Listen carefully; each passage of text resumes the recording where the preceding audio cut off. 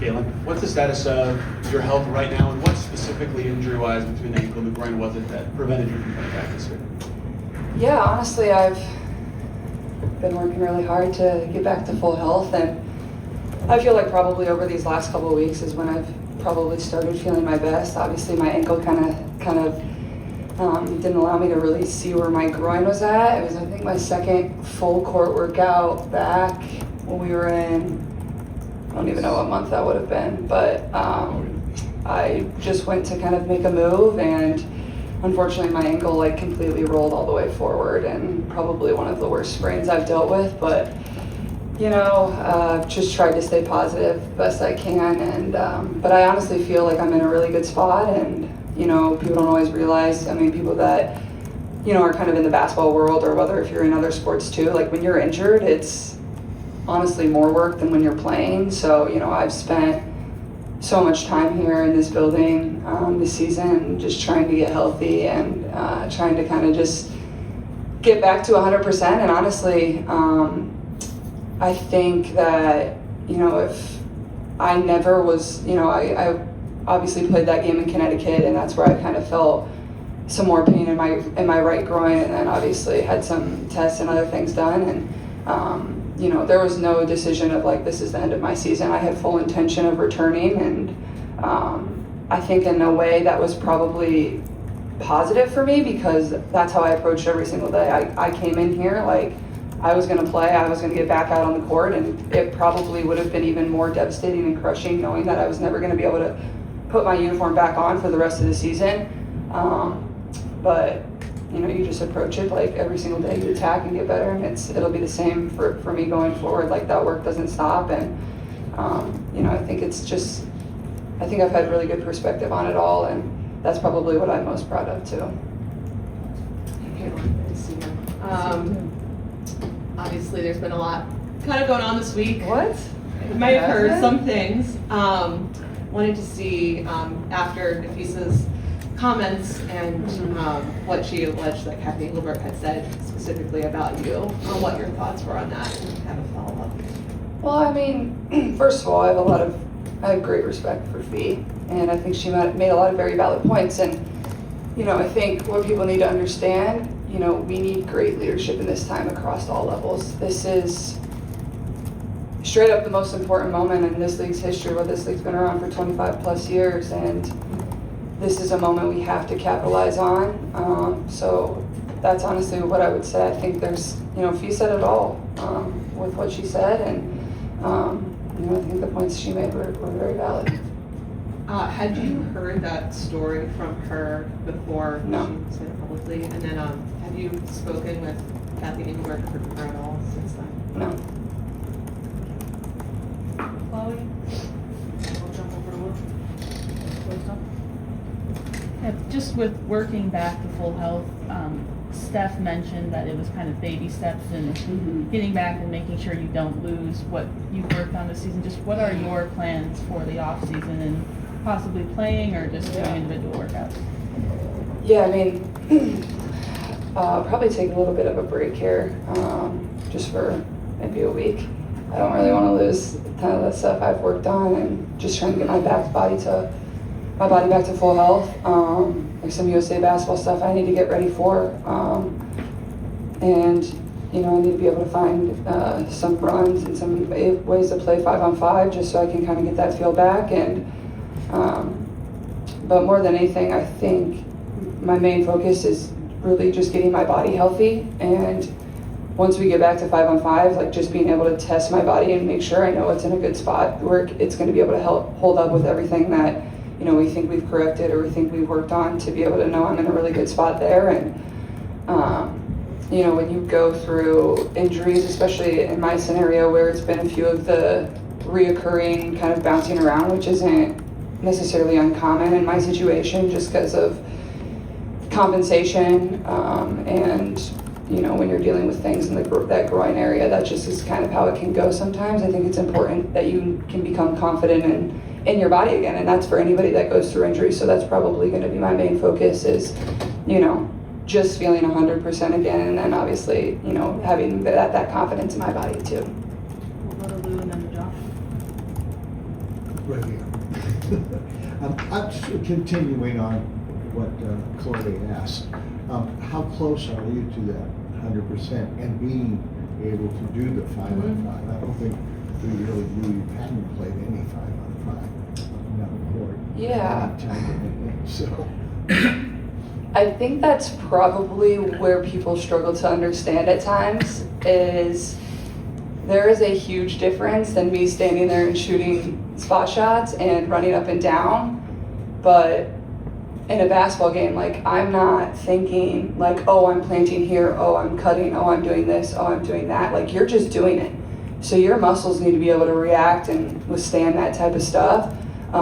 So that's where the 5-on-5 becomes really critical. And then obviously the contact piece of it too, like you don't know where you're going to be taking contact from, but you know, my goal, it was the end of October to kind of be out there and trying to get back to playing 5-on-5, and I think that's a very reasonable thing for me. And you know, I've been grinding as hard as I possibly can, and you know, that's how it's always kind of just been for me. Like I love the work, I love putting in the work, and you know, it's been difficult not being able to like see the time you put in, being able to put on your jersey and see it pay off. But I think, like I said, I think it's been a really good opportunity for me to learn a lot about myself and, you know, certain lessons that will probably be really important throughout my career as well. Well, Josh and Brian. Thank you, good morning. Steph talked about AB just being the rock of this team. I'm just interested how her friendship helped you get through the rough mental times throughout the season. I mean, I think it's obviously AB's tremendous. Like we've always had a great relationship, and that's what exactly you need between your post and your point guard. And she's always been somebody that's been there to check in and pick me up. But I think that goes for our entire team, and I think that speaks for our entire season. I don't think it would be, you know, I don't think we would have had the type of success that we had if it wasn't for the friendship or the empathy people showed one another or the next man up mentality. Like that was shown across the board in our locker room, whether it was, you know, for myself or whether it was for somebody that came in mid-season and got hurt. Like it was always the same. Like you always care for your teammates in the same manner. So, you know, obviously AB was tremendous in that role, and I think she had an incredible year, but honestly our entire roster really excelled in that area. With respect to your recovery, looking down the line, have you explored opportunities maybe to play 5-on-5 during the offseason as part of kind of that ramp up so that you're ready for next season and have played actual basketball before things start up again in the summer? Yeah, I mean, I think you always explore every opportunity, and I haven't made any decisions, and I don't know, you know, what that's necessarily going to look like for me. Like I said, there's some USA basketball stuff that is probably my top priority right now that I need to prepare for, and I think that will help me prepare for next season too. But obviously, then you have to prepare for USA basketball in some manner. So that, you know, there's just a lot of different things you got to figure out and balance, and you know, I'll work through a lot of that too. I'll go Claire and then Elliot. With you know, FIBA playoff run, Pacers playoff run, WNBA All-Star, NBA All-Star, all here in Indy. Tell us what it means to you to play here and what makes Indy so special. Yeah, I mean, this place is incredible, and I think you've heard so many people talk about it over the course of the last few weeks, whether it's the Colts, whether it's Pacers, whether it's been our players. You know, it's just incredible. It's, in a way, it almost feels like a college, like a university, like all the teams are supporting each other, and like you don't get that in professional sports really. But like you have that here, and I think that just speaks, like, I always say, like, obviously I'm from Iowa, like Indianapolis, I understand it's a big city, but it doesn't really feel that way to me. Like it's a very close-knit group, like everybody supports one another, but then you have the professional sports teams, and that's what everybody's most passionate about here, and that's what I love about it.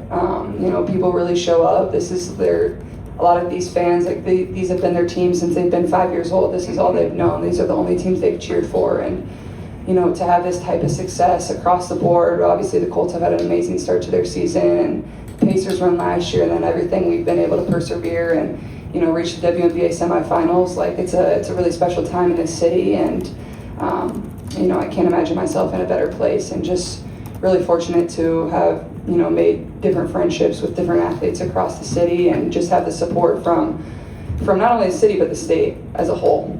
Go Elliot and then Brad in the room. Hey, There. Sorry. I'm French, by the way.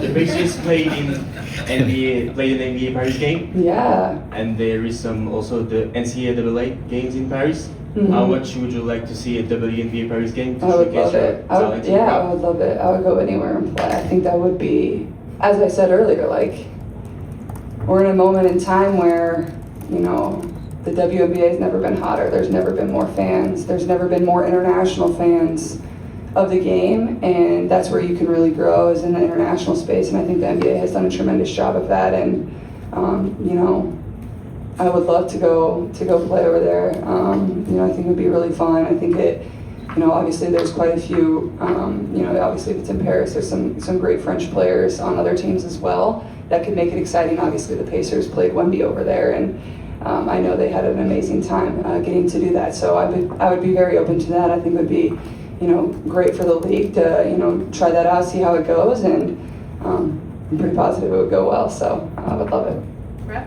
Caitlin, this was not an ideal situation for you this season, but how much of an element of basketball learning were you able to get in having an extended period to just sit and watch and observe and be in the huddle and almost take on the role of another set of coaching eyes with this group this season?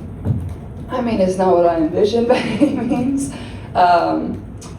But, I've talked with a few people about this. I think, when I get a few years down here in my career, like, I think this is a moment in a season I'll look back on and be like, this is why I am who I am today. And that's obviously probably pretty challenging to think in that way right now, but I truly believe that. And, it was hard sitting on the bench, I'm not gonna lie. There were certainly some hard days, but, I think it taught myself how to be a really good leader and how to be a really good teammate and how to empathize for your teammates in certain situations. When you're in the heat of battle, your emotions are high, and you feel things differently. And I think when you're on the sidelines and you don't have your jersey on, you can observe and really watch people and learn about people. And I don't think it was so much for me like the basketball. I mean, like, obviously you learn about basketball.